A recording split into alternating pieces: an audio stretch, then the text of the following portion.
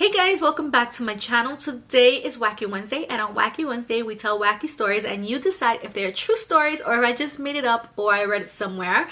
And you let me know in the comment section down below, and I'll come back tomorrow and I'll let you guys know if I made it up or if it's a true story. But before we get into that video, please don't forget to give me a thumbs up and leave some comments down below. Subscribe if you haven't already, and don't forget to ring that little bell next to the subscribe button. That way you guys know every time I upload a new video. So today's video is going to be a story about a doll called Annabelle.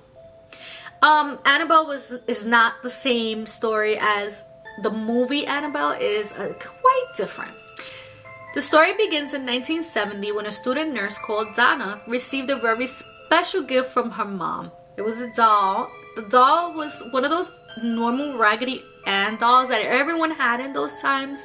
I actually had one myself. I remember I had Raggedy Ann and the boy one was called Andy, so I had them both. Me and my brother used to play with them. So she received this doll and she named the doll Annabelle. She had a roommate that she lived with. Her roommate's name was Angie, and when she came home with the doll, Angie told her that the doll was very, very creepy. Why did a 20-year-old have a doll? Creeps me. I don't know, but that's what it was. Anyway, the doll, she put the doll on her bed every time she made her bed and went to work. But she started noticing little by little that the doll would be in different positions from where she left her. Like she would leave her sitting down and then the doll would be laying down, or she would put her on the bed and the doll would end up on the chair in her room. So the doll was never in the same position. And her friend kept telling her that the doll was scary, that the doll was making noises at night. So, you know, all of a sudden she started like being more mindful of how she left the doll. And she put the doll on her bed, she closed the door to her room, and she went to work. When she came back, the door to her room was open and the doll was not on her bed, the doll was on the couch. So they started getting very suspicious about the doll, and she decided to throw the doll away. I mean, it's just a doll, right? So she took the doll out to the garbage can and she went to bed. And then the next day when she came home from work, the doll was on her bed sitting down again. So she decided to call in a medium and see what was going on with this doll, because this doll was kind of creepy in a way, but you know, it didn't do any harm, but it was really scary.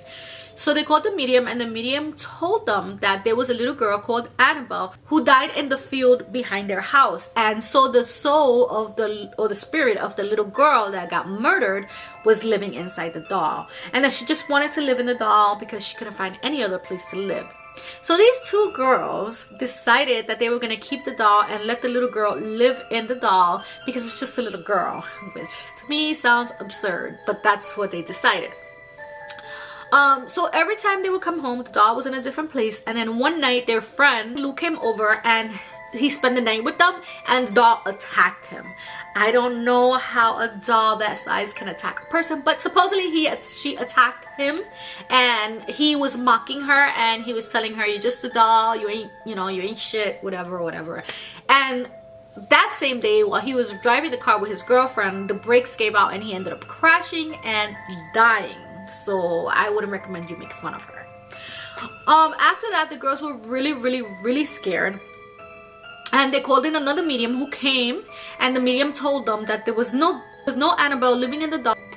Instead, the doll was being manipulated by a demon who wanted to live in Donna's body. So she wanted to take over her body instead, and that's why she was in her house. And this is quite scary. So once the girls found out the truth, they had a priest come over and perform an exorcism on the doll. Afterwards, the priest took the doll with him in the car with another woman who was from the same place wherever he was from. So that they were driving to bring the doll to the church, and the car kept on breaking down. Eventually they ended up putting the doll in the occult museum, which is here where I live at in Connecticut, which is really creepy, and one day I want to visit that place. She's now kept in a glass case, and she's in the museum, and nobody dares to go and mock her around. Everybody's scared of this doll. And yeah, that's the real story of Annabelle. Let me know if you guys liked this story. If you did, don't forget to give me a thumbs up. Let me know what you guys think. Is Annabelle a true story? Is it a fake story? Did I make it up? Did I read about this? Like, what do you guys think? Is this a wacky story?